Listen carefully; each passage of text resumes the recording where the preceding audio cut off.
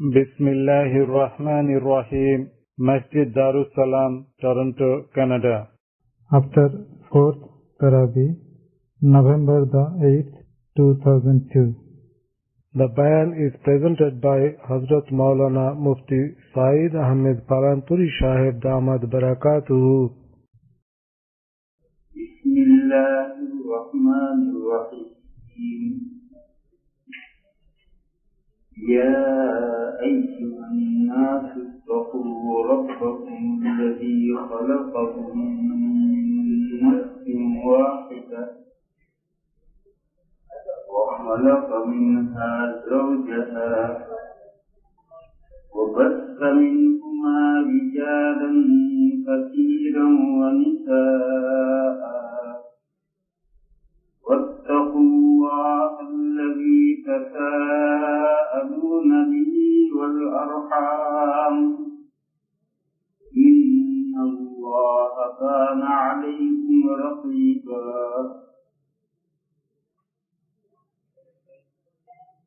اور بھائیوں،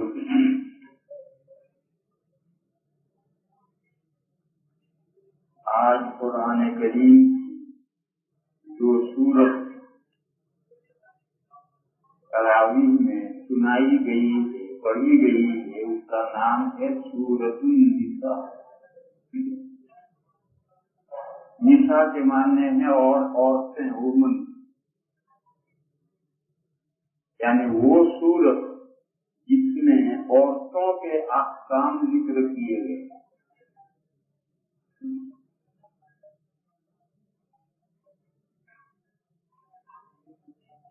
تمام صورتوں کے جو نام رکھے گئے ہیں اس میں یہ ضروری نہیں ہے کہ پوری صورت میں یہی مضمون ہو، بلکہ صورت کا کوئی خاص ٹاپک لے کر صورت کا نام رکھا جاتا ہے. جیسے پہلی بڑی صورت ہے سورہ بقرہ.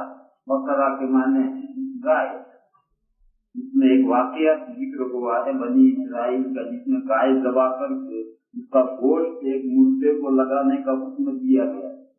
اس مناسبت سے پوری سورت کا نام سورۃ البقرہ. یہ ضروری نہیں، یہ مطلب نہیں کہ پوری سورت میں گائے کے سلسلے کے احکامات ہیں، ایسا ضروری نہیں ہے کسی خاص. اور بعض بڑی بڑی صورتیں ہوتی ہیں جس میں متعدد مضامین ہوتے ہیں، اہم مضامین متعدد ہوتے ہیں، تو ان صورتوں کے نام بھی کئی ہوتے ہیں. کوئی نام کسی مضمون کی طرف اشارہ کرتا ہے، دوسرا نام دوسرے مضمون کی طرف، تیسرا نام تیسرے مضمون کی طرف، ایسے متعدد نام ہوتے ہیں. جیسے ایک آدمی میں بہت ساری خوبیاں ہوں تو وہ کیا کہلاتا ہے؟ جناب، حافظ، قاری، مفتی، مولانا، قاضی، فلاں صاحب. اب وہ اتنے سارے نام لگاتے ہیں، یہ کہ ہر لفظ اس کی ایک خوبی ظاہر کرتا ہے کہ وہ قاری بھی ہے، وہ قرآن کریم کا حافظ بھی ہے، وہ مفتی بھی ہے، وہ قاضی بھی ہے، وہ بڑا دین کا بڑا عالم بھی ہے، مولانا بھی ہے. ایسے سب ظاہر کرتے ہیں. تو جیسے یہ ایک آدمی کی متعدد خوبیاں ظاہر کرنے کے لیے کئی نام لگائے جاتے ہیں، ایسے بڑی صورتیں ہیں جن میں کئی اہم مضامین ہوتے ہیں، ان کے کئی نام ہوتے ہیں، مگر پھر ایک نام کسی وجہ سے چل پڑتا ہے. جیسے ایک بڑے حضرت ہمارے گزرے ہیں، ہر آدمی کہے گا مفتی محمود صاحب. اس کا یہ مطلب تھوڑی ہے کہ وہ صرف مفتی تھے، وہ حافظ نہیں تھے، قاری نہیں تھے، عالم نہیں تھے، یہ نہیں تھے، وہ نہیں تھے، وہ سب تھے، مگر ایک وصف غالب آ جاتا ہے اور وہی نام چل پڑتا ہے. اسی طریقے پر صورتوں کا بھی کوئی ایک نام چل پڑتا ہے، اور جو لوگ نہیں جانتے ان کو یہ اشکال ہوتا ہے کہ پوری صورت میں تو یہ مضمون ہے نہیں، پھر اس کا یہ نام کیوں؟ یہ اشکال کی وجہ یہ ہے کہ اس سورت کے جتنے نام ہیں وہ سارے نام سے وہ واقف نہیں. اگر اس کے سارے ناموں سے واقف ہو جائے تو پوری سورت کے مضامین ان ناموں میں آ جائیں گے. مگر وہ ایک چلا ہوا نام ہے، وہی بیچارہ جانتا ہے اور اس کو اشکال ہوتا ہے کہ پوری صورت میں یہ ایک مضمون تو نہیں ہے، پھر یہ نام کیوں ہے؟ اس لیے ہمیشہ یہ بات سمجھنی چاہیے کہ ایسی جو بڑی بڑی صورتیں ہیں ان کے مضامین کے اعتبار سے کئی نام ہوتے ہیں اور وہ سارے نام مل کر کے اس کے تمام مضامین کا انٹروڈکشن کرتے ہیں. تو یہ سورت پاک جو آج پڑھی گئی ہے یہ سورت النساء ہے. اس سورت کے شروع میں تقریباً 3, 4, 5 رکوع ان میں عورتوں ہی کے سلسلے کے احکام ہیں.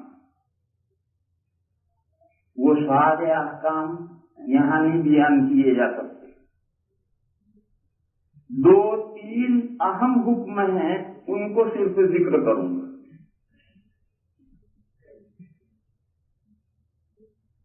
آپ حضرات کے علم میں یہ بات آنی چاہیے کہ نزول قرآن کے وقت جب دنیا میں اسلام آیا حضور پاک صلی اللہ تعالی علیہ وسلم کی بعثت ہوئی اس وقت انسانوں میں اکوالیٹی نہیں تھی. طرح طرح کی تقسیم تھی, اونچ نیچ تھی. کوئی آقا تھا, کوئی غلام تھا, کوئی مرد تھا, کوئی عورت تھی, کوئی بادشاہ تھا, کوئی پبلک تھی, کوئی عرب تھا, کوئی عجم تھا. اور ان میں اتنا ڈفرنس تھا کہ اس کا تصور بھی نہیں کر سکتے. جتنا آسمان اور زمین میں ڈفرنس ہے, تفاوت ہے, اتنا تفاوت تھا عرب اور عجم میں. عجم کے معنی کیا ہیں؟ بے زبان جانور.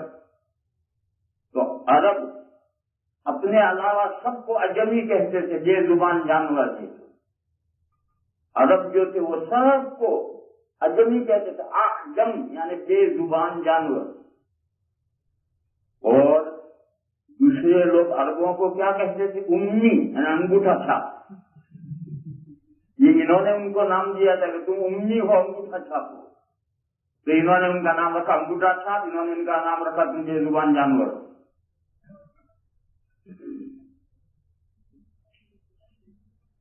اسلام نے دونوں کو ایک کر دیا, شیر و شکر کر دیا.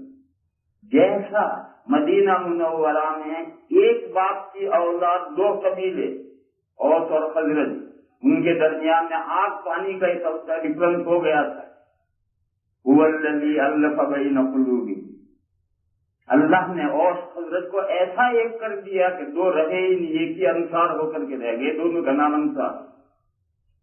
اسی طریقے سے اسلام نے عرب اور عجم کا تفاوت مٹا دیا اور تمام انسانوں کو آدم علیہ السلام کی اولاد قرار دیے.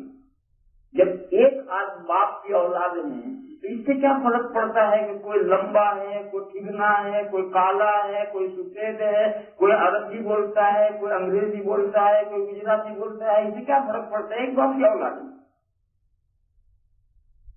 تو اسلام نے یہ نقطہ ابھارا کہ کلکم من آدم وآدم من تراب, تم سب آدم کی اولاد ہو اور حضرت آدم مٹی سے پیدا کیے گئے. تم سب آدم کی اولاد ہو. اس میں تو وہی نقطہ ابھارنا ہے کہ انسانوں میں کوئی تفاوت نہیں ہے, میں اور تو اور یہ اور وہ نہیں. عرب عجم کالا گورا کوئی تفاوت نہیں, سب انسان انسان. پھر کہا کہ آدم علیہ السلام مٹی سے پیدا ہوئے کیے گئے تھے اور مٹی کا خاصہ ہے خاص ساری تواضع, فروتنی, اپنے آپ کو چھوٹا کرنا, تواضع, اکڑنا, اپنے آپ کو ابھارنا. یہ ساری جو انسانی تقسیم ہوتی ہے غرور و تکبر کا نتیجہ ہے. یہ جو انسانی تقسیم ہے سب غرور و تکبر کا نتیجہ ہے. انسان کس بات پر غرور کرے؟ انسانی مٹی سے پیدا کیا گیا جو پیروں چلے. لہٰذا جب انسان کا خمیر مٹی سے ہے تو انسان میں تواضع ہونی چاہیے, تکبر کا کوئی موقع ہی نہیں. آسمان سے انسان پیدا کیا گیا ہوتا تو آسمان اونچا ہے تو آدمی بھی اکڑے, لیکن آسمان سے تو پیدا نہیں کیا گیا. آدم علیہ السلام بھی مٹی سے پیدا کیے گئے ہیں اور مٹی میں خاص ساری ہے, وہ پیروں تلے ہے. لہٰذا انسان میں تواضع ہونی چاہیے. تواضع آ گئی تو انسانی تقسیم ختم. تو فرمایا کلکم من آدم وآدم من تراب, تم سب مٹی سے پیدا کیے گئے ہو اور آدم علیہ السلام, تم سب آدم کی اولاد ہو اور آدم علیہ السلام مٹی سے پیدا کیے گئے تھے. لہٰذا اپنے اندر تواضع پیدا کرو، اور یہ طبقاتی تقسیم کر دی ہے انسانوں نے، یہ سب ختم۔ بہرحال جس وقت اسلام آیا تھا دنیا میں، اس وقت طرح طرح کی تقسیم تھی، کوئی قوی تھا کوئی ضعیف تھا۔ اسی تقسیم کے ذیل میں مرد اور عورت کی ایک تقسیم تھی۔ مرد ہے، عورت چاہیے عورت ہے، اس کا کوئی حق نہیں، عورت کے لیے کوئی حق سوسائٹی میں تھا ہی نہیں، حتیٰ کہ اسے جینے کا بھی حق نہیں۔ جب اس کا باپ چاہے ہاتھ پکڑ کر کے قبر میں دفن کر دیتا تھا، زندہ قبر درگور کر دیتا تھا، عورت کو دنیا میں جینے کا بھی حق نہیں۔ دوسرے چھوٹے موٹے حق تو تھے ہی نہیں، جینے کا بھی حق نہیں۔ وہ ایک بکری کا سامان تھا، جو بکتا رہتا ہے، ایک ہاتھ سے دوسرے ہاتھ سے، دوسرے ہاتھ سے تیسرے ہاتھ میں بکتا رہتا تھا۔ اور آج بھی عورتوں کے ساتھ یہ معاملہ دنیا میں چل رہا ہے، ختم نہیں ہوا۔ آج بھی بہت سی جگہ پر جہاں اسلامی تعلیمات نہیں ہیں یا وہ ویلیوز نہیں ہیں، وہاں عورت بکری کا سامان ہے۔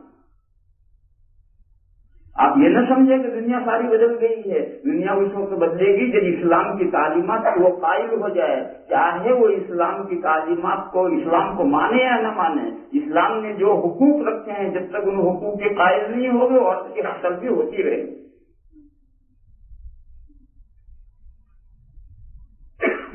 پھر عورتیں دو قسم کی تھی، ایک تو عورتیں تھی جن کا باپ ہے، سرپرست ہے، اور ایک بیچاری یتیم عورتیں تھیں جن کا کوئی باپ نہیں، باپ مر گیا، انتقال کر گیا یا مارا گیا، یتیم بچے تھے۔ ان یتیم بچوں کا تو کوئی شمار قطار ہی نہیں۔ تو اس صورت پاک میں سب سے پہلے یتیم عورتوں کے احکام بیان کیے گئے ہیں، اور اس کے تعلق سے یتامہ کے سارے احکام بیان کیے ہیں۔ قرآن کریم کا یہ طریقہ ہے، جب وہ ایک مضمون اٹھاتا ہے اس کی تمام شاخیں پھیلتی چلی جاتی ہیں، اور اس کے تمام متعلقات بھی ساتھ ساتھ بیان ہوتے چلے جاتے ہیں۔ تو پہلے پورے رکوع میں یتیم عورتوں کے احکام بیان کیے گئے۔ پھر دوسرا رکوع شروع ہوا، اس رکوع میں عورتوں کا میراث میں کوئی حصہ نہیں تھا۔ مرنے والے کی میراث کون پاتا تھا؟ جو لڑنے کی صلاحیت رکھتا تھا۔ لڑنے کی صلاحیت مرد رکھتے ہیں، لہذا مرد ہی میراث پاتے تھے، عورت کا کوئی حصہ نہیں تھا۔ بیوی ہونے کی حیثیت سے کوئی میراث نہیں تھی، ماں ہونے کی حیثیت سے کوئی میراث نہیں تھی، بیٹی ہونے کی حیثیت سے کوئی میراث نہیں تھی، بہن ہونے کی حیثیت سے کوئی میراث نہیں تھی، عورت کے لیے کوئی میراث تھی ہی نہیں۔ میراث کے حقدار وہ سمجھے جاتے تھے جو لڑ سکتے ہیں، جو لڑتے ہیں وہ خاندان کی حفاظت کرتے ہیں، لہٰذا وہی میراث پائیں گے۔ لہٰذا میراث مرد ہی پاتے تھے، عورتوں کا میراث میں کوئی حصہ نہیں تھا۔ اس لیے دوسرا رکوع پورا عورتوں کا میراث میں حق متعین کیا گیا ہے کہ عورتوں کا میراث میں یہ حق ہے، بیٹی ہونے کی حیثیت سے یہ حق ہے، بیوی ہونے کی حیثیت سے یہ حق ہے، بہن ہونے کی حیثیت سے یہ حق ہے، ماں ہونے کی حیثیت سے یہ حق ہے۔ چاروں حیثیتوں سے اس کے حق متعین کیے۔ احادیث شریفہ میں ایک قصہ آیا ہے اس کے شان نزول میں۔ ایک شخص جہاد میں شہید ہو گئے، پیچھے ان کی بیوی رہ گئی اور دو بچیاں، یتیم بچیاں چھوٹی چھوٹی۔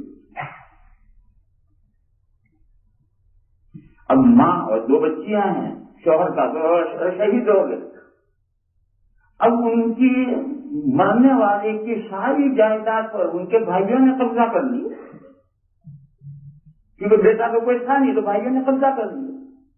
تو اب یہ ماں حضور کی خدمت میں آئی اور اس نے عرض کیا کہ یا رسول اللہ، ان بچیوں کے باپ کا جو ترکہ تھا وہ سب ان بچیوں کے چچاؤں نے لے لیا۔ اب یہ بچیاں چھوٹی چھوٹی ہیں، میں ان کی پرورش کیسے کروں گی؟ پھر یہ بڑی ہوں گی، مجھے ان کی شادی کرنی پڑے گی، میں بغیر مال کے ان کی شادی کیسے کروں گی؟ یہ صورتحال حضور کے سامنے آئی، اس پر یہ پورا رکوع نازل ہوا، اور اس رکوع میں عورت کا میراث میں حصہ مقرر کیا گیا 4 حیثیتوں سے۔ बेटी है बेटी होने की हैसियत से हिस्सा लेगी, बीवी है बीवी होने की हैसियत से हिस्सा लेगी, बहन है बहन होने की हैसियत से हिस्सा लेगी, माँ है माँ होने की हैसियत से हिस्सा लेगी। 4 हैसियतों से उसके हिस्से मुकर्रर किए। तो इस मुनासिबत से दूसरा हुकूक है जिसमें औरतों के हुकूक मुकर्रर किए गए हैं। औरतों का कोई हिस्सा ही नहीं था मरने वाले के तरफ में। फिर तीसरा मजमून ये बयान किया गया है कि मुसावात, इक्वालिटी, इस्लाम में इक्वालिटी का मफहूम क्या है? आज दुनिया इक्वालिटी के मफहूम में उलझी जा रही है और उन्होंने ऐसा मफहूम तय किया है इक्वालिटी का कि वो उनके गले की मुसीबत बन गया, उनके पैरों की मुसीबत बन गया है उनकी इक्वालिटी। इस्लाम में इक्वालिटी है मगर उसकी डेफिनेशन अलग है। आज दुनिया की इक्वालिटी उनकी डेफिनेशन अलग है, इस्लाम में इक्वालिटी है मगर उसकी डेफिनेशन अलग है। इसकी आप नजीर लें, इश्तिराकियत यानी कम्युनिज्म। कम्युनिज्म दुनिया का भी कम्युनिज्म है, इस्लाम में भी कम्युनिज्म है, मगर इस्लामी इश्तिराकत की डेफिनेशन है वो इश्तिराकियत। कम्युनिज्म इस्लामी जो है उसका डेफिनेशन अलग है और दुनिया वालों का जो कम्युनिस्टों का कम्युनिज्म है उसका डेफिनेशन अलग है। और वो ऐसा डेफिनेशन उनका है कि फैल होता जगह जगह फैल हो जाता है। कम्युनिस्टों का जो कम्युनिज्म है वो फैल है, दुनिया में वो चल नहीं पा रहा। और इस्लाम की जो इश्तिराकियत है जब से शुरू हुई आज तक चल रही है और क़यामत तक चलेगी, उसमें फैल होने का नो चांस। इसी तरीके पर इक्वालिटी जो है इस्लाम में भी है और दुनियादारों के यहाँ भी इक्वालिटी है। उनकी इक्वालिटी की डेफिनेशन उन्होंने तय की है और ऐसी तय की है कि वो उनके लिए मुसीबत बन गई है।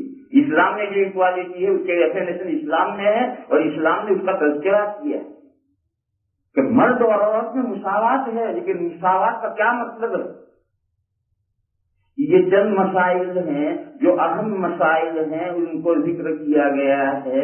और इस ज़िम्न में एक मसला और आया है, वो है अगर कोई एक से ज्यादा निकाह करना चाहता है तो 4 निकाह तक परमिशन है। गौर करें, हुक्म नहीं है 2 निकाह करो, 3 निकाह करो, 4 निकाह करो, आर्डर नहीं, बल्कि परमिशन, इजाजत है। अगर कोई अपनी हजत अपनी जरूरत महसूस करता है तो शराइत के साथ 4 तक निकाह करने की इजाजत। ये मसला जिम्नन आया है, असल मसला ये बयान नहीं किया गया, जिम्नन आया है। वो शराइत क्या है? वो शराइत सारे कुरान में है कि ये शराइत अगर आप इसकी पाबंदी कर सकते हैं तो इजाजत है, आपको 4 तक निकाह कर सकते हैं। और अगर आप इन शराइत की पाबंदी नहीं कर सकते फिर इजाजत नहीं। ये सारे मज़ामिन जो आगे हैं ये कुरान करीम ने उठाए हैं एक तमहीद से, और वो तमहीद की सूरत की पहली आयत। फरमाया ऐ वो लोगों, ऐ वो लोगों ने, ऐ लोगों अल्लाह से डरो। या अय्युहन्नास इत्तक़ू रब्बकुम, ऐ लोगों अपने परवरदिगार से डरो। यानी आपका परवरदिगार जो आगे अहकाम बयान कर रहा है उन अहकाम को एक्सेप्ट करो। जो परवरदिगार से डरेगा वो परवरदिगार के अहकाम एक्सेप्ट करेगा, जो डरेगा ही वो क्या एक्सेप्ट करेगा? फरमाया तुम्हारा परवरदिगार वो है जिसने तुम्हें एक नफ्स से पैदा किया है। या अय्युहन्नास इत्तक़ू रब्बकुमुल्लज़ी खलक़कुम मिन नफ्सिन वाहिदा।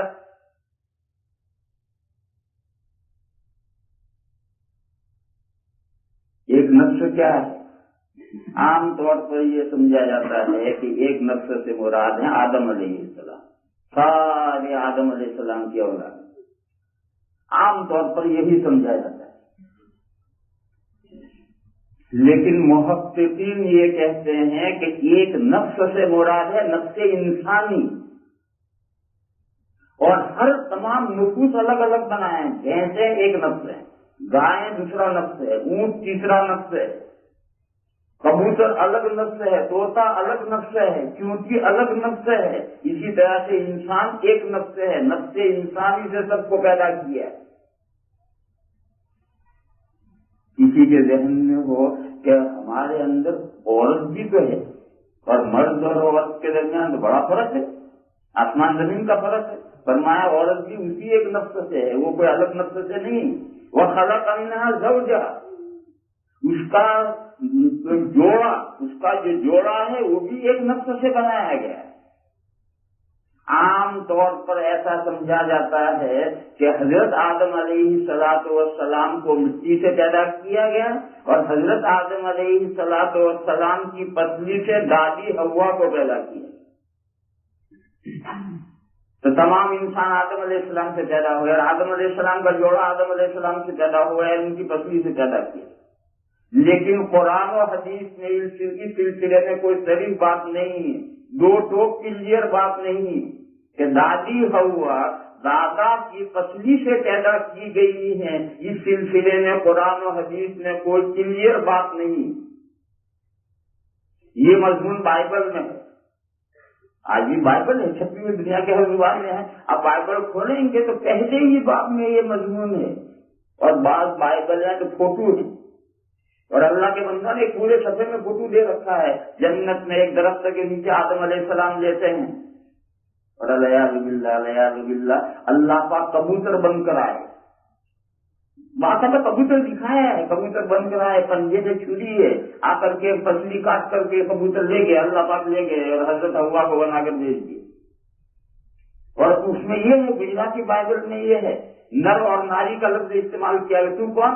जब आदम अलैहिस्सलाम की आंख खुली, पूछा तू कौन है, तो कहा तो आप नर है, मैं नारी हूँ। ये सब बाइबल में मजमून है, और हमारे यहाँ जो ज़ईफ रिवायात हैं उनमें ये मजमून मुंतकिल हुआ है।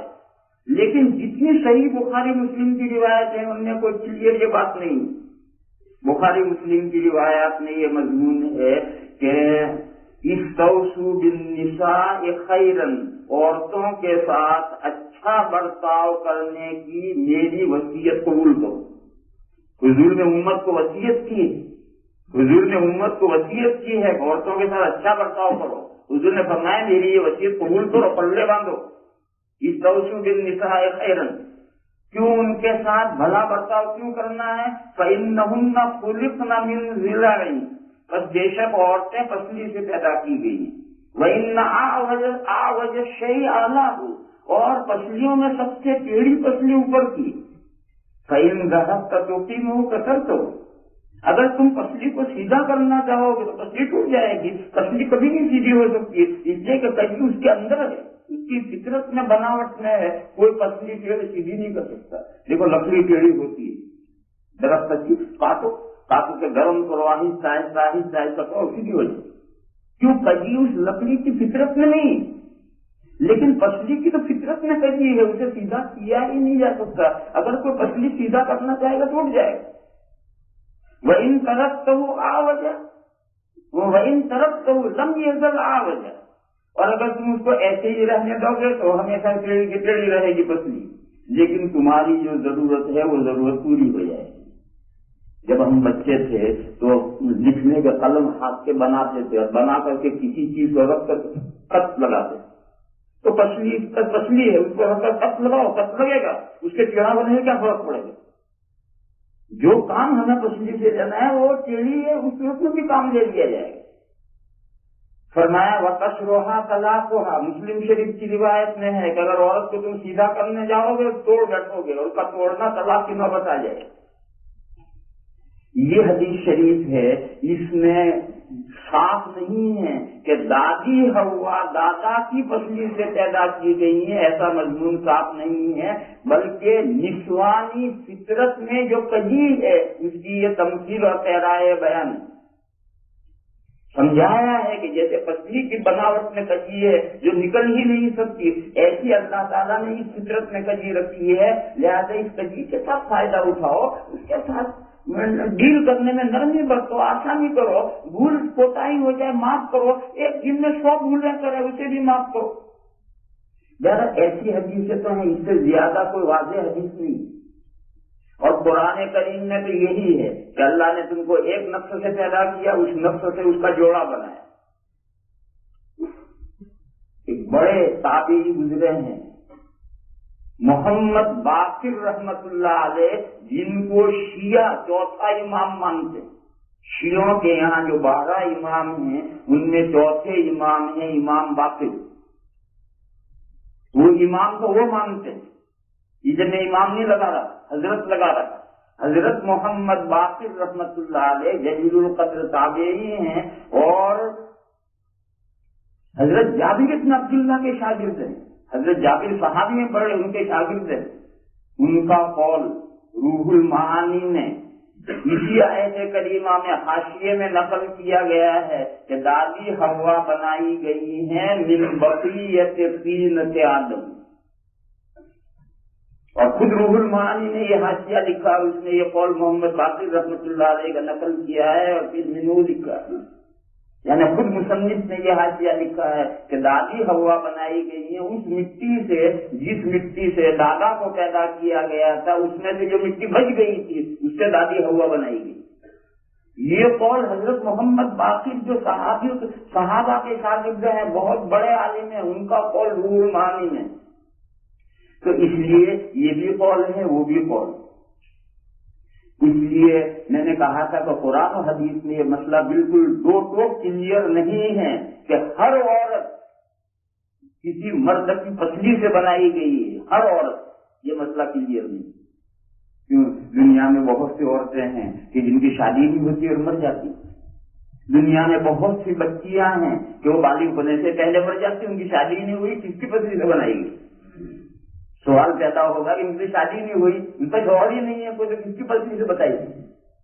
اس لیے میں نے کہا کہ یہ جو مسلمانوں میں ایک خیال چلا ہوا ہے کہ ہر عورت اس کے شوہر کی پسلی سے بنائی گئی ہے، اور یہ جو مشہور ہے کہ دادی حوا دادا کی پسلی سے بنائی گئی ہیں، یہ مضمون بائبل میں ہے.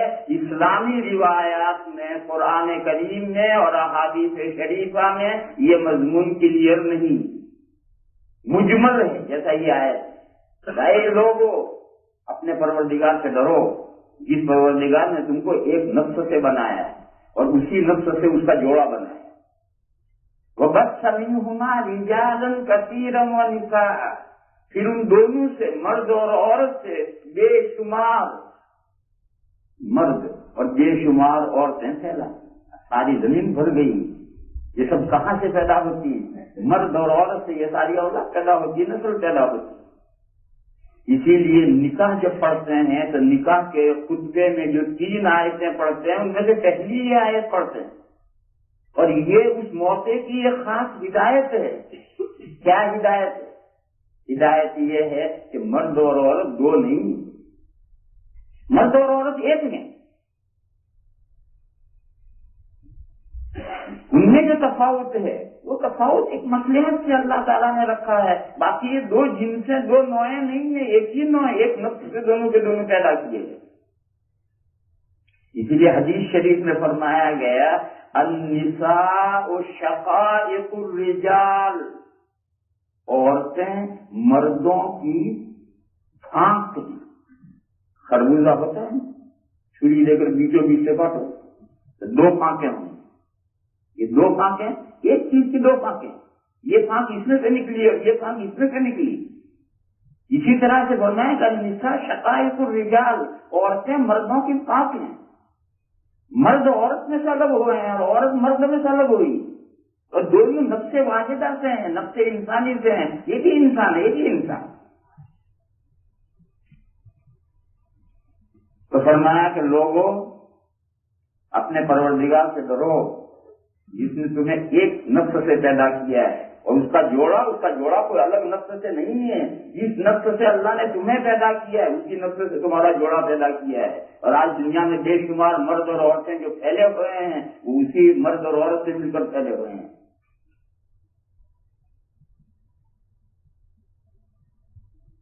فرمایا واتقوا اللہ الذی تساءلون بہ والارحام، 2 چیزوں سے ڈرو. ایک تو اللہ سے ڈرو اور ایک ناطے سے ڈرو. ارحام رحم کی جمع ہے، رحم کے میں بچہ لالی ہوتی ہے، اس میں بچہ ہوتا ہے. اسی طرح سے ایک رشتہ،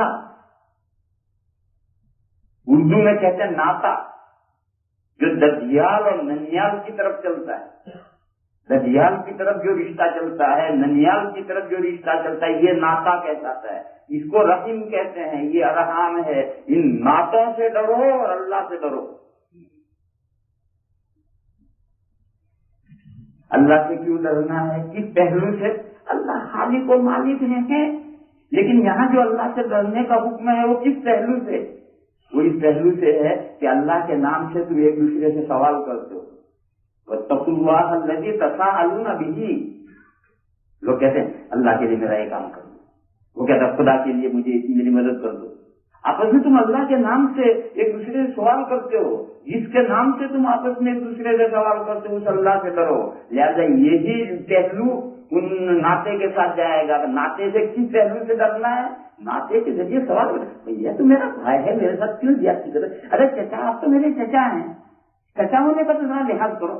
بھیا تم تو میرے یہ ہو، بھیا تم تو میرے یہ ہو.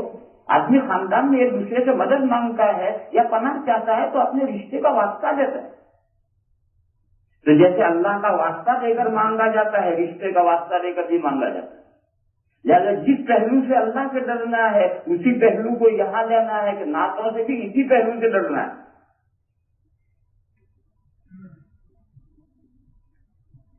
دنیا میں ہر آدمی اپنے بارے میں یہی گمان رکھتا ہے کہ میں تو اللہ سے سب سے زیادہ ڈرنے والا ہوں. ہر آدمی اسی خوش فہمی ہے.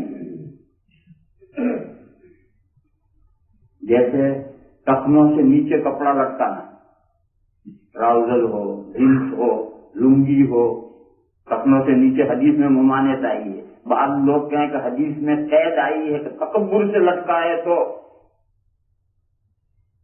اور مولانا صاحبان مسئلہ بیان کرتے تو تکبر کی قید بیان نہیں کرتے. کیوں بیان نہیں کرتے؟ کوئی ہے دنیا میں جو مان لے کہ میں تکبر سے لٹکاتا ہوں؟ آج آپ کو کوئی نہیں ملے گا جو بھی نیچے لٹکاتا. لمبا خرید لیا تھا میں نے، یہ تو ایسا ہی نیچے آ گیا. 1000 بہانے بنائے گا، تکبر میرے دل میں تکبر ہے، یہ بات کوئی مانے گا ہی نہیں. اسی لیے یہ مسئلہ تکبر کی قید کے ساتھ نہیں بیان کیا جاتا، مطلق بیان کیا جاتا ہے. دل میں تکبر ہے یا نہیں، تمہارا حساب اللہ کے یہاں ہوگا. باقی دنیا میں تو مسئلہ ہے جس کا بھی کپڑا ٹخنے سے نیچے ہے نماز مکروہ تحریمی، اور نماز کے علاوہ ایسا کپڑا پہننا گناہ ہے.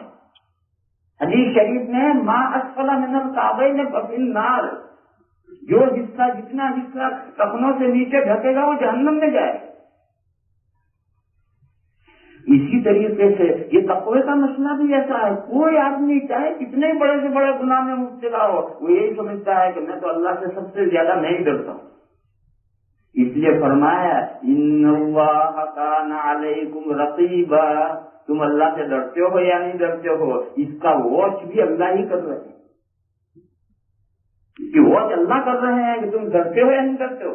تم نفس کو دھوکہ دے سکتے ہو، تم اس کو خیال کر سکتے ہو میں تو ڈرتا ہوں، مگر وہ جو واچ کرنے والا ہے، رقیب ہے، نگہبان ہے، وہ جانتا ہے کہ تم ڈرتے ہو یا نہیں ڈرتے ہو. لہذا ریالٹی سے کام لو، نفس کے فریب میں مت آؤ، شیطان کے چکنے میں مت آؤ، حقیقت پسندی سے کام لو. اور واقعتاً 2 چیزوں سے ڈرو، ایک تو اللہ کے احکام کی خلاف ورزی کرنے سے ڈرو، اور ایک جو تمہارے درمیان میں مرد اور عورت کا نکاح ہونے سے جو اولاد پیدا ہوئی، رجالاً کثیرا ونساء، اور اس سے جو ارحام اور ناطہ وجود میں آیا، ددیالی اور ننیالی رشتہ وجود میں آیا، اس رشتے کو کاٹنے سے، اس رشتے پر چھری چلانے سے ڈرو اللہ. بخاری شریف میں حدیث ہے، جب اللہ تعالیٰ نے ناطے کو پیدا کیا تو ناطا کھڑا ہوا اور اس نے اللہ کی کمر میں پولی بھر لی. اللہ نے پوچھا اس سے ماں کیا بات ہے؟ تو اس نے ناطے نے کہا ھذا مقام العائذ بک من القطیعۃ، नाते ने कहा कि परवरदिगार आलम, मैं आपके पास में पनाह मांगने के लिए आया हूं इससे कि लोग मेरे ऊपर छुरी न चलाएं।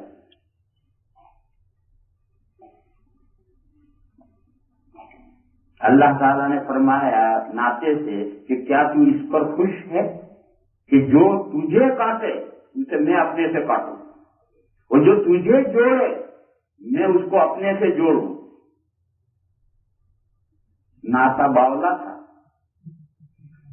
वो राजी हो गए। और उसने कहा परवरदिगार आलम, मैं उस पर खुश हूं। अल्लाह ने फरमाया ये तेरे साथ मेरा वादा है, जो तुझे काटेगा मैं अपने से काटूंगा, जो तुझे जोड़ेगा मैं अपने से जोड़ूंगा। तू ही नाता चंद कलियों पे कनात कर गया, वरना गुलशन में तंगी दामा इलाज तंगी दामा भी था। अगर नाता अड़कर बैठ जाता, अगर नहीं मैं तो अपनी डिमांड पूरी लेकर जाऊंगा कि मेरे ऊपर कोई छुरी न चलाए, तो अल्लाह ताला हो सकता उसे वादा कर देते, और वादा कर लेते। तमाम मखलूकात में कोई नाता कता रही नहीं होती। भैंसों में कहाँ कता रही है, ऊँटों में कहाँ कता रही है, कबूतरों में कहाँ कता रही है, कोई कता रही नहीं। मगर इन इंसानों का जो नाता और रिश्ता था, वो अल्लाह का बंदा राजी हो गया, तो अल्लाह ने उसके साथ ये वादा कर दिया। बहरहाल ये हदीस सही बुखारी शरीफ की हदीस है कि नाते ने अल्लाह पाक से वादा ले लिया है, और अल्लाह ताला ने उसके साथ वादा किया है कि जो खानदानी रिश्ता फकत बाप की तरफ नहीं, माँ की तरफ भी, ददियाली और ननियाली ये दोनों रिश्ते नाता कहलाते हैं। जो इसके इन नातों को कता नफी करेगा, ये नातों को काटेगा, अल्लाह ताला अपने से उसे काट देगा, और जो इनको जोड़ेगा अल्लाह अपने से जोड़ेंगे। काटना और जोड़ना क्या है?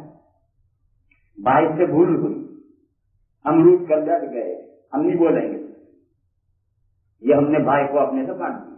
हमारा भाई होने का जो रिश्ता ये नाता है, हम भाई से रूठ गए, नहीं बोलते हम भाई, ये हमने नाता काट दिया। ये तो मैंने भाई की मिसालें दी। इंसानों में ऐसे नालायक भी हैं जो बाप के साथ रिश्ता काट देते, जो माँ के साथ रिश्ता काट देते हैं।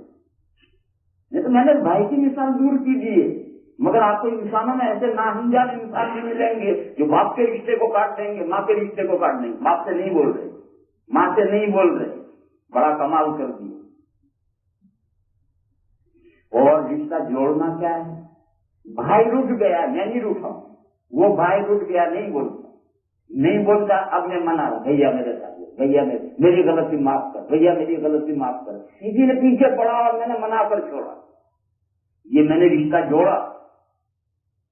एक वाक्या सुना, दो चचारा भाइयों में लड़ाई हो गई।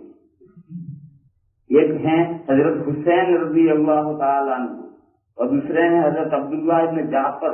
हजरत जाफर तैयार के साहिबजादे हैं अब्दुल्ला, तकरीबन हम उम्र है। हजरत हुसैन और हजरत अब्दुल्ला इब्न जाफर दोनों चचाजाद भाई हैं। खेत के किसी झगड़े में, नौकरों में कुछ आपस में झगड़ा हुआ, और उससे इन दोनों भाइयों में झगड़ा हो गया, बोलचाल बंद। 3 दिन पूरे होने आए, दोनों भाई बोलते नहीं।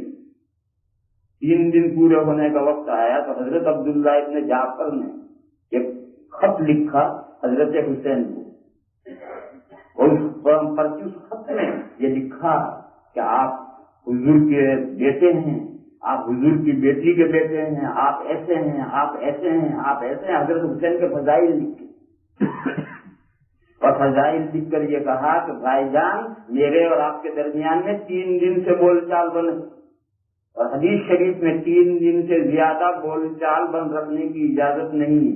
अब 3 दिन पूरे होने वाले हैं, जो हमारा झगड़ा है उस झगड़े में गलती आपकी है, लिहाजा आप आकर मुझसे माफी मांगिए और झगड़ा खत्म कीजिए, और अगर आप आने के लिए तैयार नहीं है तो फिर मैं माफी मांगने आ रहा हूँ। ये खत लिखा, तो मामले में गलती आपकी है, आप तशरीफ लाइए, मुझसे माफी मांगे। पहले उनके फजाइल बयान किए, आप हुजूर के बेटे हैं, आप हुजूर की साहिबजादी के टुकड़े हैं, ये हैं वो हैं, और फरमाएगा आप आकर माफी मांगिए मुझसे। 3 दिन पूरे होने जा रहे हैं, बातचीत बंद हुए, इसे जायज नहीं है, और अगर आप नहीं आते तो मैं आता हूँ माफी मांग। جب یہ خط حضرت حسین کو پہنچا پڑھا اور فرمایا بھیا میری چادر لاؤ. اس زمانے میں جو کرتے کی جگہ پر چادر اوڑھتے تھے گھر میں ہوتے تھے تو اسے اٹھا کے رکھ دیتے, جیسے کہ آج کل ہم بنیان پہن کر گھر میں رکھتے ہیں, کرتا نکال کے رکھ دیتے ہیں. تو آج کل کی اصطلاح میں کہ بھائی میرا کرتا لاؤ. تو حضرت نے فرمایا میری چادر لاؤ. فوراً چادر اوڑھی اور اپنے چچا بھائی کے یہاں پہنچے اور جا کر معافی مانگی اور قصہ ختم. تو جوڑنا کس طرح سے, توڑنا کیسے ہوتا ہے, جوڑنا کیسے ہوتا ہے؟ تو کاٹنے سے روکنا, رشتے کو ناطے کو کاٹنے سے ڈرنا ہے. اول تو کاٹو مت رشتے کو ناطے کو کاٹو مت. اس آیت کریمہ میں یہی ہے, اللہ سے ڈرو. اس اللہ کے واسطے سے تم ایک دوسرے سے سوالات کرتے ہو اس سے ڈرو, اور قطع رحمی سے ڈرو. وہ ناتا جس کے واسطے سے تم ایک دوسرے سے مدد اور ہیلپ مانگتے ہو اس کی قطع رحمی سے ڈرو. اول ناتا مت کاٹو. لیکن خدا نہ خاص انسان غلطی ہو جاتی ہے, اپنی یا دوسرے کی غلطی ہو جاتی ہے, ہم کاٹ لیتے ہیں یا دوسرا ہم سے کاٹ لیتا ہے, تو پھر 3 دن کے اندر اندر وہ رشتہ جوڑ دینا چاہیے. وہ تعلقات جو خراب ہوئے اس کو 3 دن کے اندر اندر ہموار ہونے چاہیے. اور اگر نہیں کرے گا تو اتنی بڑی نحوست ہے کہ وہ جو شب قدر کی روایت, شب برات کی روایتیں ہیں کہ جس میں بنے قبیلے بنو کلب کی بکریوں کے بالوں کے بقدر اللہ تعالیٰ جہنم سے لوگوں کو آزاد کرتے ہیں, اس رات میں بھی 3 آدمیوں کی بخشش نہیں ہوتی ہے. ان میں سے قطع رحمی کرنے والے کی بخشش نہیں ہوتی.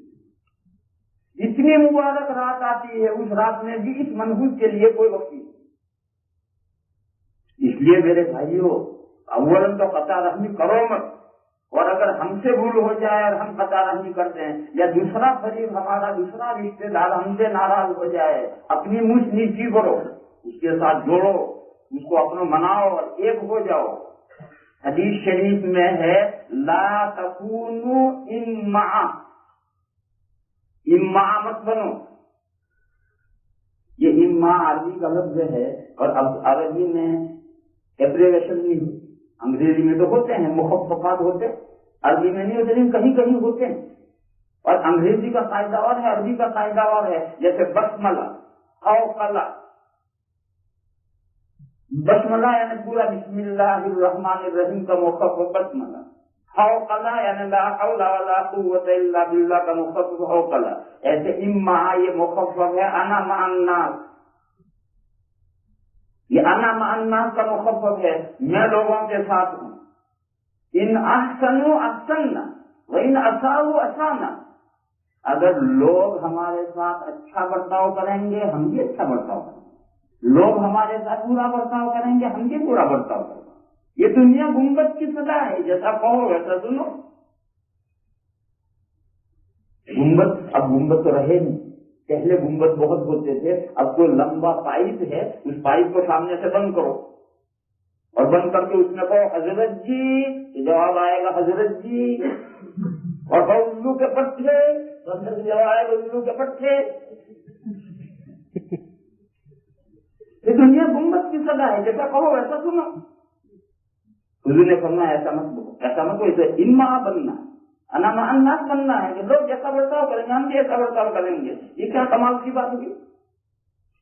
فرمایا کہ تم جو تمہارے ساتھ اچھا برتاؤ کرے اس کے ساتھ بھی اچھا برتاؤ کرو, اور جو تمہارے ساتھ برا برتاؤ کرے اس کے ساتھ بھی اچھا برتاؤ کرو. ادفع بالتي هي احسن فاذا الذي بينك وبينه عداوة كأنه ولي حميم. اگر دوسرے کا غلط برتاؤ ہے اس کے جواب میں اچھا برتاؤ کرے. اچھا برتاؤ اسے شرمندہ کر دے گا اور پہلے سے زیادہ مستحکم تعلقات ہو جائیں. اس لیے میرے بھائیو, ایسی جگہ پہ آدمی ہنستا ہے, بھائی نہیں بولتا ہم کیوں بولے, وہ نہیں بولتا, اس کی نالا ایسی ہے. تم لائق ہو جاؤ, بولو. چاہے اس کی غلطی ہو, اس کے پیر پکڑ کے معافی مانگو, وہ خود شرمندہ ہوگا کہ غلطی میری اور بھائی مجھ سے معافی مانگتا ہے, پہلے سے زیادہ تعلقات ہموار ہو جائیں گے, مستحکم ہو جائیں گے. مگر تھوڑی دیر کے لیے دل پر جبر کرنا ہے. یہی اگر آدمی نقطہ سمجھ جائے کہ کس طریقے سے تعلقات ہموار کرنے ہیں تو لوگوں میں کوئی ناچاسی اور نا اتفاقی نہ ہو. یہ آیت کریمہ اس صورت کی پہلی آیت میں جو تمہید کے طور پر اٹھائی گئی ہے، یہ بتلانے کے لیے کہ آگے سب رشتے آ رہے ہیں، ناطے آ رہے ہیں، اور ایک انسان ہے، اگر مرد ہیں، عورتیں ہیں، سب ایک انسان ہیں، بیٹی ہے، بہن ہے، بیوی ہے، وہ سب ایک انسان ہے، آپس میں رشتے اور ناطے ہیں، ان رشتوں اور ناطوں کا اعتبار کر کے احکام آئیں۔ تو اصولی طور پر ایک ذہن بنا کہ تمام انسان ایک نفس سے بنائے گئے، مرد بھی اسی نفس سے بنایا گیا ہے، عورت بھی اسی نفس سے بنائی گئی، اور تمام انسان جو پھیلے ہوئے ہیں انہی دو سے انسان پھیلے ہوئے ہیں، اور انسانوں کے پھیلنے سے رشتے اور ناطے وجود میں آئے ہیں، اور رشتے اور ناطے کی شریعت میں اتنی اہمیت، یہ مضمون بیان کر کے پھر آگے مضمون بیان کیا۔ وَآتُوا الْيَتَامَىٰ أَمْوَالَهُمْ، یتیموں کا مال انہیں دو۔ جب کوئی مر جاتا ہے، بچے چھوٹے چھوٹے ہوتے ہیں، تو کوئی بھی خاندان کا آدمی اپنی سرپرستی میں لے لیتا ہے، کوئی دوست کا حبیب اپنی سرپرستی میں لے لیتا ہے، لیکن یہ یتیم بچے کسی نہ کسی دن تو بڑے ہوں گے۔ ایسی صورتوں میں لوگوں کی نیتیں بگڑ جاتی ہیں، اور لوگ یتیموں کا مال طرح طرح سے خرد برد کرنے کی کوشش کرتے ہیں، اور خرد برد ہو گیا قصہ ختم، اور بچ گیا تو دیتا ہوا سانپ لوٹتا ہے جیل پر، دینا بڑا مشکل ہوتا ہے۔ فرمایا وَآتُوا الْيَتَامَىٰ أَمْوَالَهُمْ، یتیموں کو ان کے اموال دو، جب وہ بڑے ہو جائیں، رشد اور سمجھداری ان میں آ جائے، اس وقت ان کا مال ان کے حوالے کرو، ان کی تربیت اور ان کے خرچ پر جو کچھ خرچ ہو چکا وہ ہو چکا، جو بچا وہ ان کو حوالہ کرو۔ حوالہ کرنے میں آدمی کیا کرتا ہے، جو اچھا کٹورا یتیم کا تھا وہ تو رکھ لیا، دوسرا نکما کٹورا اس کے حصے میں لگا دیا۔ فرمایا وَلَا تَتَبَدَّلُوا الْخَبِيثَ بِالطَّيِّبِ،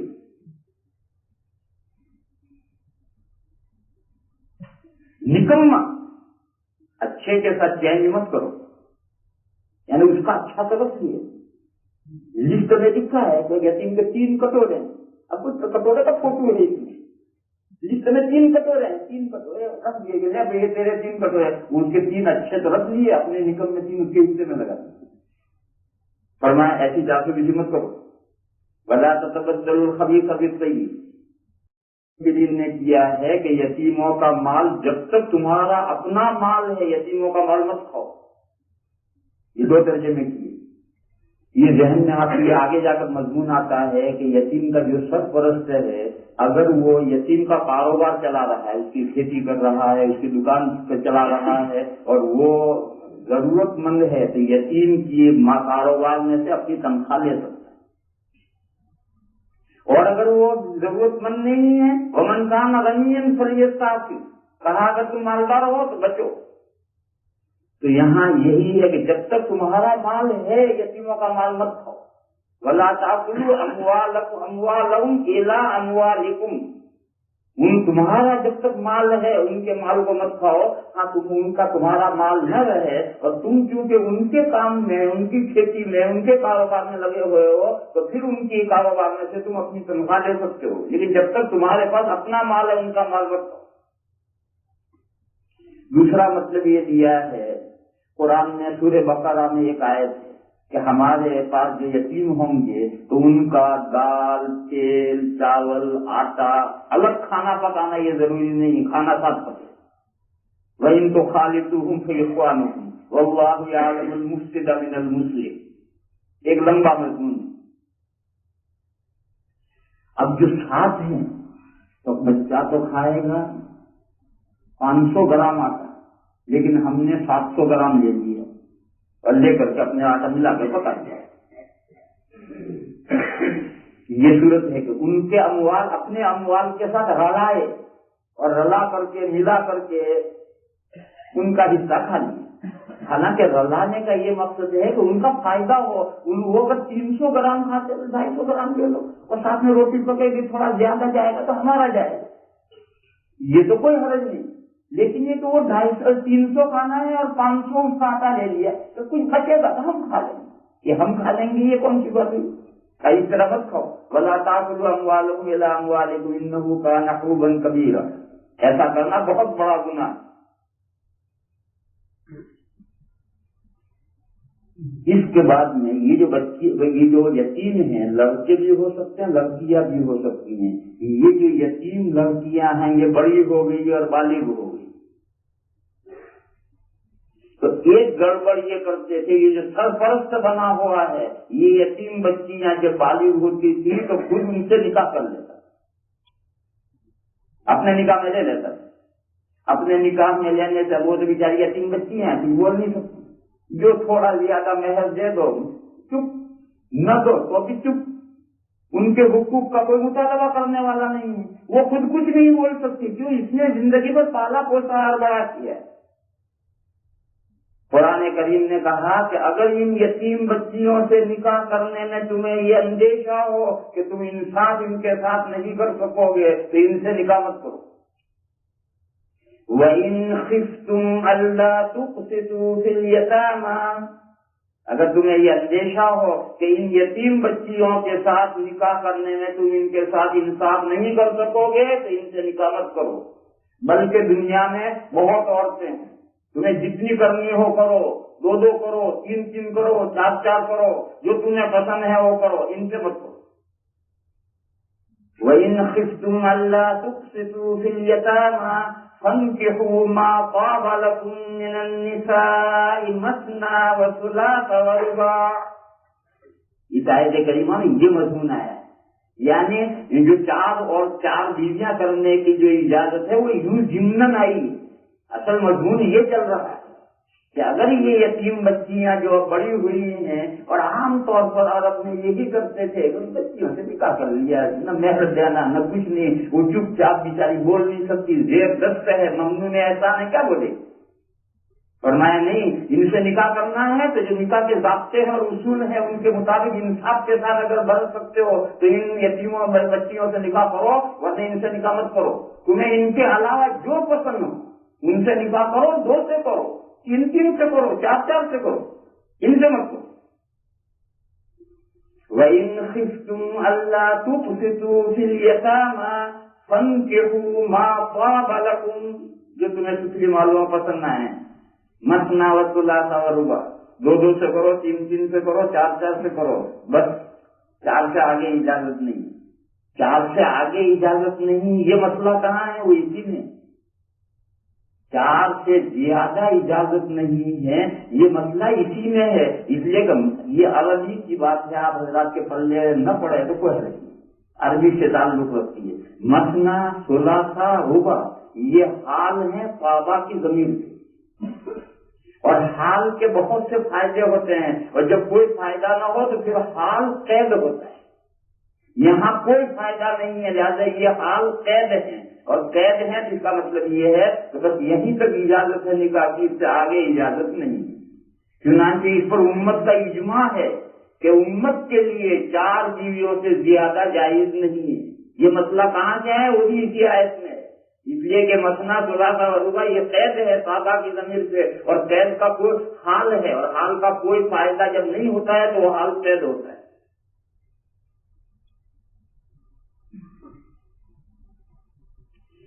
فرمایا کہ یہ جو 2، 3، 4 بیویاں کرنے کی جو اجازت ہے یہ بھی کب ہے؟ ان کے درمیان میں انصاف کر سکو، 2 کے درمیان میں انصاف کر سکو، 3 کے درمیان میں انصاف کر سکو، 4 کے درمیان میں انصاف کر سکو تو یہ 1 سے زیادہ کرنے کی اجازت ہے۔ فَإِنْ خِفْتُمْ أَلَّا تَعْدِلُوا فَوَاحِدَةً أَوْ مَا مَلَكَتْ أَيْمَانُكُمْ، اگر تمہیں یہ اندیشہ ہے کہ 2 میں، 3 میں، 4 میں انصاف نہیں کر سکو گے تو پھر 1 ہی بیوی پر اکتفا کرو، اور ایک بیوی سے بھی انصاف نہیں کر سکو گے تو باندی سے کام چلاؤ۔ اس زمانے میں باندی کے حقوق آزاد عورت سے کم تھے، تو فرمایا کہ یہ 2، 3، 4 سے شادی کرنے کی اجازت اس وقت ہے جب تم انصاف کر سکو، اور اگر تم اندیشہ کرتے ہو، ڈرتے ہو کہ تم 2 اور 3 اور 4 کے درمیان میں انصاف نہیں کر سکو گے تو پھر 1 سے کام چلو، 1 رکھو بیوی کو، اور 1 کے ساتھ بھی تم حقوق ادا نہ کر سکو تو پھر باندی سے کام چلو۔ ذالک ادنیٰ اللہ تعولوا، یہ اقرب ہے اس سے کہ تم ظلم نہ کرو، ظلم شریعت کو برداشت نہیں، ہر چیز برداشت ہے، ظلم برداشت نہیں۔ کہیں بھی ظلم ہو، بیوی پر ظلم ہو برداشت نہیں، پبلک پر بادشاہ کا ظلم ہو اللہ کو برداشت نہیں، ایک انسان کا دوسرے انسان پر ظلم ہے، ظلم برداشت نہیں۔ حدیث شریف میں ہے اتقوا دعوت المظلوم فإنها ليس بينها وبين الله حجاب، مظلوم کی بد دعا سے بچو، مظلوم کی بد دعا اور اللہ کے بیچ میں کوئی پردہ اور آڑ نہیں۔ بترس از آہ مظلومہ، مظلوموں کی بد دعا سے بچو، جب وہ اس کی آہ نکلتی ہے تو اللہ کے یہاں سے توجہ منعطف ہوتی ہے، اس کی بد دعا قبول کر لی جاتی ہے، بد دعا منظور نہیں ہے۔ جو لوگ ایک سے زیادہ بیویاں کرتے ہیں اور بیویاں کرنے کے بعد میں انصاف نہیں برتتے ہیں اور کسی ایک پر ظلم کرتے ہیں، وہ تباہ ہو کر کے رہ جاتے ہیں، تباہ ہو کر کے رہ جاتے ہیں۔ میں نے کئی مثالیں دیکھی، میرے گاؤں کا قصہ ہے، ایک مولانا صاحب کے دارالعلوم دیوبند کے فاضل تھے، ان کے یہاں نکاح ہوا تھا، ایک عورت سے ان کے نکاح میں تھی، اولاد نہیں ہوئی، 20-25 سال گزر گئے، اولاد نہیں ہوتی، تو بیوی نے خود شوہر کو کہا کہ تم دوسری شادی کرو۔ بیوی بھی کیا تھی، دونوں محبت وہ چاہتے تھے، تو بیوی نے شوہر کو کہا کہ تم دوسری شادی کر لو، اور بیوی نے دھوم دھام کر کے دوسری لڑکی تیار کی اور اپنے شوہر کی شادی کروائی تاکہ شوہر کی اولاد ہوئی۔ بہرحال انہوں نے دوسری شادی کی، وہ دوسری شادی میرے ہی خاندان کی ایک لڑکی کے ساتھ ہوئی۔ خیر، سال بھر ابھی نہیں ہوا تھا کہ وہ نئی تو نویلی ہے اور پرانی تو دوشی ہے، دوشی سے دل ہٹا اور نئی نویلی دل میں کھپی اور اس نے دماغ خراب کیا، اور اس اللہ کے بندے نے ابھی 2 مہینے ہو مولانا صاحب کا انتقال ہوا، اس اللہ کے بندے نے رمضان کے مہینے میں عصر اور مغرب کے بیچ میں طلاق دی، کوئی موقع اس کو طلاق دینے کا نہیں ملا، عصر اور مغرب کے بیچ میں وہ روزے سی اور اسے طلاق دی، اور وہ دوپٹہ اٹھا کر کے بغیر بھوکے کے چل دی، اور گاؤں کے قریب ایک ٹیلا تھا، وہاں ٹیلے پر اس نے روئی اور اتنی بد دعائیں دی، اتنی بد دعائیں دی کہ دیکھ چلی گئی اپنی، اس کا گھر سارا تباہ ہو گیا، وہ نئی نویلی ایسی پاگل ہو گئی، 1 سال ہوتے ہوتے پاگل ہو گئی کہ زندگی بھر پاگل رہی۔ اور ایسے ہم نے کتنے قصے دیکھے ہیں کہ یہ جو ظلموں سے کم مت ہوتا ہے، 2 کرنیوں کرو، 3 کرنیوں کرو، 4 کرنیوں کرو، مگر یہ قید ہے، اور کہا کہ اگر تمہیں اندیشہ ہے کہ تم انصاف نہیں کر سکو گے تو ایک پر اکتفا کرو، ایک کے ساتھ بھی انصاف نہیں کر سکو گے تو باندھی پر گزارا چلاؤ، ظلم کرو گے تباہ ہو جاؤ۔ بہرحال مضمون یہ تھا کہ یتیموں کے احکام بیان ہو رہے ہیں، یتیموں کا مال مت کھاؤ، ان کو زبردستی بیوی بنا لو، اپنی تربیت میں تھی بڑی ہوئی تو شادی کر لی، کہا نہیں، اگر بیوی کے جو حقوق ہیں وہ سارے حقوق ادا کر سکتے ہو تو شادی کرو، نہیں تو اس سے شادی مت کرو، دوسری بہت دنیا میں عورتیں ان سے نکاح کرو۔ یہ جو 1 سے زیادہ بیویوں کی جو اجازت آئی ہے شریعت میں حکم نہیں ہے، اجازت آئی ہے، وہ اجازت کی ضمن آئی ہے۔ بہرحال یہ مضمون بہت آگے ہے، پھر آگے درمیان میں دوسرے مضامین ہیں، پھر عورتوں کا میراث سے تعلق جو قائم کیا گیا تھا، اسلام سے پہلے نہیں تھا، اور میراث کے سارے احکام ہی نازل ہوئے ہیں ان عورتوں کے حقوق کی حد بندی کرنے کے لیے۔ یہ مضمون انشاءاللہ کل عرض کروں گا۔ وآخر دعوانا اللهم صل وسلم وبارك على سيدنا ومولانا محمد وعلى آل سيدنا ومولانا محمد بعدد من صلى وسلم. اللهم أرنا الحق حقا وارزقنا اتباعه وأرنا الباطل باطلا وارزقنا اجتنابه. اللهم لا مانع لما أعطيت ولا معطي لما منعت ولا ينفع ذا الجد منك. اللهم عافنا واعف عنا واغفر لنا وارحمنا إنك أنت التواب الرحيم. سبحان ربك رب العزة عما يصفون.